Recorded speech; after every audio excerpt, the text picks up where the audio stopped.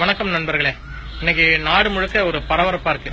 India முழுக்க வந்து plastic அரிசி இருக்கு, பிளாஸ்டிக் முட்டை வந்துருச்சு, அது இந்த ஊர்ல விக்குது, அந்த ஊர்ல விக்குது. அப்புறம் அது இல்லாம ஒருபடி மேல போயிட்டு இந்த பிளாஸ்டிக் அரிசியை எப்படி கண்டுபிடிக்கலாம், சாதாரண அரிசியில இருந்து பிளாஸ்டிக் அரிசியை எப்படி நம்ம இனம் கண்டுபிடிப்பது அப்படின்றதுக்கான டிப்ஸோட எல்லாம் நிறைய பதிவுகளை நம்ம பார்த்துட்டு இருக்கோம். அதெல்லாம் தாண்டி நேற்று செய்தித்தாள்ல பார்த்தேன், திருவள்ளூர் மாவட்டத்துல ஒரு தியேட்டர்ல, திருவள்ளூர்ல ஒரு தியேட்டர்ல பிளாஸ்டிக் முட்டை வித்ததாகவும் அந்த முட்டையினால பப்ஸ் செஞ்சு கொடுத்ததாகவும், அதனால அந்த தியேட்டர்ல பப்ஸ் சாப்பிட்ட 2 பேரு பப்ஸ் சாப்பிட்டு லூஸ் மோஷன் ஆகி ஹாஸ்பிட்டல்ல அட்மிஷன் ஆயிட்டாங்க அப்படிங்கறதாகவும் தகவல் பார்த்தேன். இது நிறைய இங்க விக்குது அங்க விக்குதுங்கிற மாதிரி நிறைய விஷயங்கள் இருக்கு. இந்த பிளாஸ்டிக் அரிசியை யார் உற்பத்தி பண்றா அப்படின்னு கேட்டீங்கன்னா, அது சைனாக்காரன் உற்பத்தி பண்றான். பாருங்க, பிளாஸ்டிக் அரிசி உற்பத்தி ஆயிட்டு இருக்கிற இடத்த பாருங்க, பிளாஸ்டிக் எப்படிதான் உற்பத்தி பண்றாங்க அப்படின்னு சொல்லிட்டு ஒரு கிரானுவல்ஸ் காட்டுறாங்க. அது ஆக்சுவலி பாலிமர் கிரானுவல்ஸ். இப்போ ஒரு பிளாஸ்டிக் ரா மெட்டீரியல் அப்படிங்கறத 120 ரூபா ஒரு கிலோ விக்குது. அப்ப 120 ரூபா ரா மெட்டீரியல் போட்டு 30 ரூபா 25 ரூபாய்க்கு அரிசியை விற்க முடியுமா அப்படிங்கிற சாதாரண அறிவுள்ளவர்கள் கூட இத இனம் கண்டுபிடித்து விட முடியும். இது விஷயம். அதை தாண்டி இது ஏன் இப்படி இருக்குது, ஏன் பிளாஸ்டிக் முட்டை சைனால வந்து வந்துச்சு, பிளாஸ்டிக் அரிசி சைனாவில இருந்து வந்துச்சுன்னா இதற்கு பின்னாடி ஒரு சூழ்ச்சி இருக்கு. இதெல்லாம் யாரும் தெரியாமலாம் பண்ணல. இந்த திட்டமிடலுக்கு பின்னால இந்த உளவுத்துறை, இதுக்கு பின்னாடி உளவுத்துறை இருக்கு. இது இந்திய உளவுத்துறை அப்படிங்கறத தாண்டி உலக அளவுல அமெரிக்க உளவுத்துறை இதற்கு பின்னால இயங்கி கொண்டிருக்கிறது.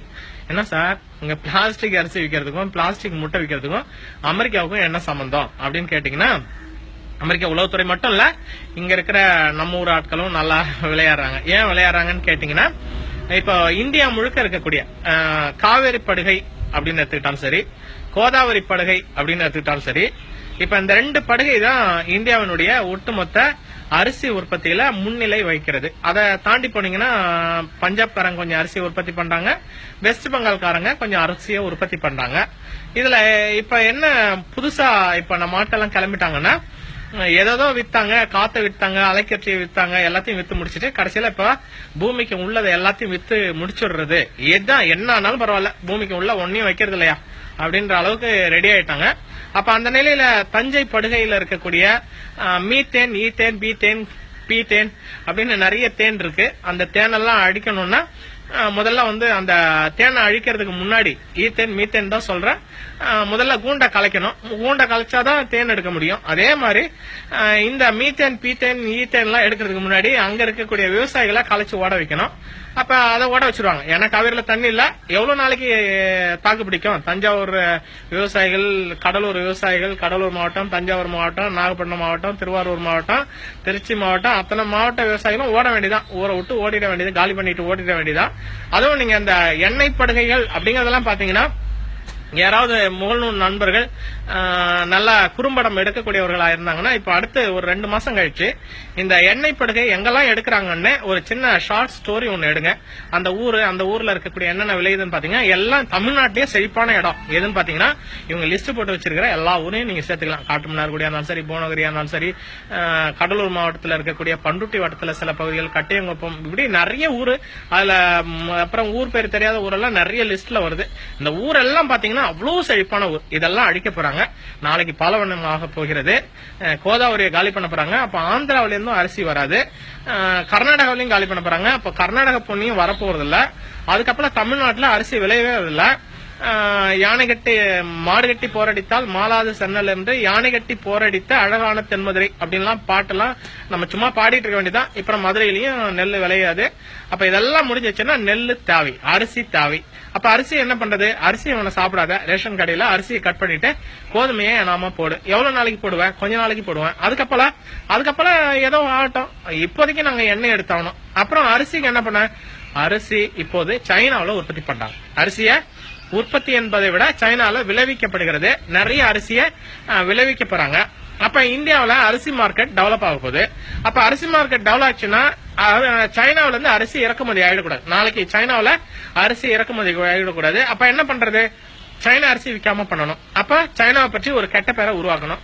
சைனாக்காரன் பிளாஸ்டிக் முட்டை அனுப்பிச்சான், சைனாக்காரன் பிளாஸ்டிக் அரிசி அனுப்பிச்சான் அப்படின்னு இந்த மக்களுக்கு சைனானால வெகுண்டடுற மாதிரி இருக்கும், வாமிட் வரணும், வாங்கணும், அப்படிலாம் பண்ணிட்டு அப்ப என்ன பண்ணுவீங்க அப்படின்னா, எவனோ இருக்கிறான் கம்போடியா, இந்தோனேஷியா, பிலிப்பைன்ஸ் இங்கெல்லாம் அமெரிக்கா கொஞ்சம் ஆதிக்கம் பண்ணி அங்க அரிசியை உற்பத்தி பண்ணி இந்த பக்கம் தள்ளி விட்டு கமிஷன் அடிச்சுக்கலாம்.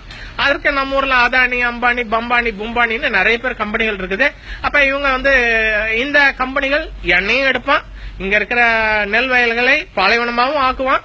அப்புறம் அங்க சாப்பாடுக்கு வழி இல்லாமல் உங்களுக்கு பாலைவன மக்கள் மாதிரி இந்த மக்கள் பரதேசிகளாக குடிக்க தண்ணி இல்லாமல் சாப்பிட உணவு இல்லாமல் ஐயோ எனக்கு சாப்பாடு கொடுங்களேன் அப்படின்னு பிச்சை எடுக்கின்ற போது பிச்சை போடுவதற்காக பிச்சை பொருட்களையும் அவன் இறக்குமதி பண்ணுவான். அப்ப எல்லா விதத்திலயும் லாபம் யாருக்கு?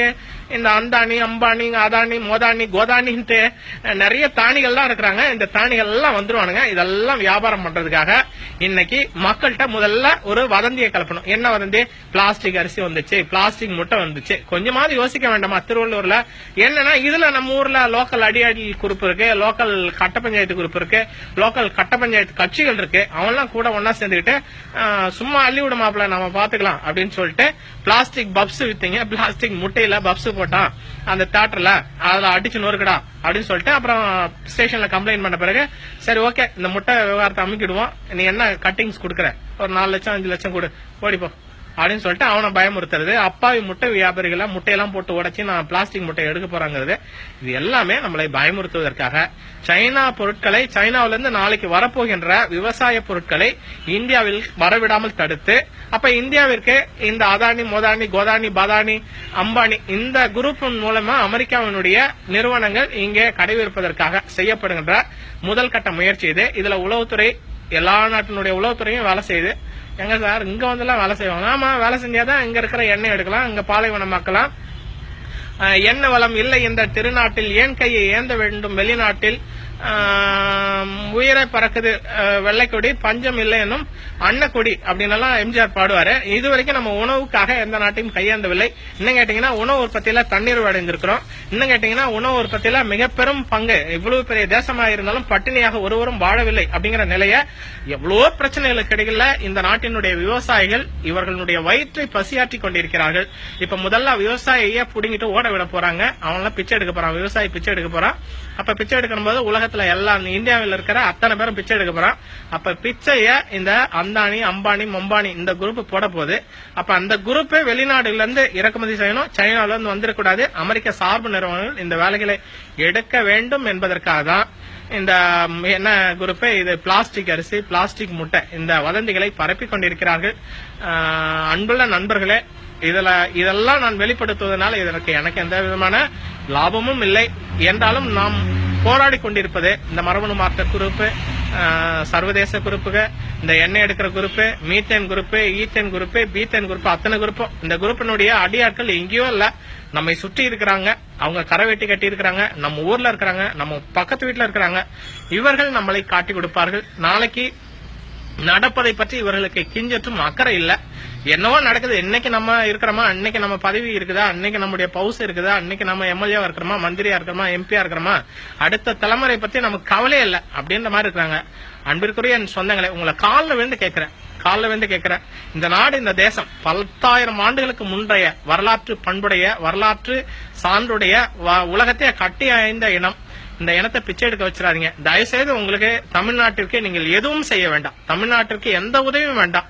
நாங்க எங்க பழப்ப நாங்க பாத்துக்கிறோம், நாங்க விவசாயம் பண்ணிக்கிறோம், நாங்க பயிர் வச்சுக்கிறோம், நாங்க சாப்பிட்டுக்கிறோம். ஒரு உதவியும் நீங்க பண்ண வேண்டாம். தண்ணியே விடலனாலும் பரவாயில்ல, எங்களை உயிரா இருக்க விடுங்க. எங்களுடைய அடுத்த தலைமுறை இந்த பூமியில வாழ வேண்டும், இந்த பூமியை நாங்கள் காப்பாற்ற வேண்டும் என்கின்ற மன்றாடி இந்த கரைவேட்டிகளிடம் காலில் விழுந்து கேட்டுக்கிறேன். தயவுசெய்து இந்த மக்களை வாழ விடுங்கள். இந்த வதந்தி பரப்புபவர்கள் இந்த வதந்தியை இத்தோடு விட்டு விடுங்கள். நன்றி, வணக்கம் நண்பர்களே. இந்த வீடியோவை உங்களுக்கு தெரிந்த எல்லா குரூப்லயும், வாட்ஸ்அப் குரூப், பேஸ்புக் குரூப், எல்லா குரூப்லயும் பரப்புங்க. கண்டிப்பாக நம்ம இது ஒரு 2ஆம் சுதந்திர போர் அப்படிங்கிற அளவுக்கு இந்த பன்னாட்டு நிறுவனங்களுக்கு எதிரான போரை நம்ம தொடுக்க வேண்டும். இந்த போருங்கிறது முன்ன மாதிரி கத்தி, கம்பு இதெல்லாம் வச்சுட்டு எடுக்க வேண்டியல. ஒவ்வொருவரும் இந்த தகவல்களை தெரிந்து கொண்டால் நம்ம எந்த கொம்பனாலும் ஏமாத்த முடியாது. நம்மள இவ்வளவு படித்த நம்மளையே பிளாஸ்டிக் அரிசி, பிளாஸ்டிக் முட்டைன்னு நம்மள ஏமாத்திட்டு இருக்கிறான் வாட்ஸ்அப் குரூப்ல வதந்தி பரப்புறதுக்கு. அதுல வேற பிளாஸ்டிக் அரிசியை கண்டுபிடிப்பது எப்படி அப்படின்னு வேற டிப்ஸ் கொடுக்கறாங்க. இந்த கூத்தெல்லாம் நம்ம ஒழிச்சாகணும், மக்களுக்கு விழிப்புணர்வை ஏற்படுத்தி ஆக வேண்டும். நண்பர்களே ஒன்று சேருங்கள், நண்பர்களே தகவல்களை கொண்டு சேருங்கள் என்று கூறிக்கொண்டு நன்றி, வணக்கம். எல்லோருக்கும் பரப்புங்க. நன்றி.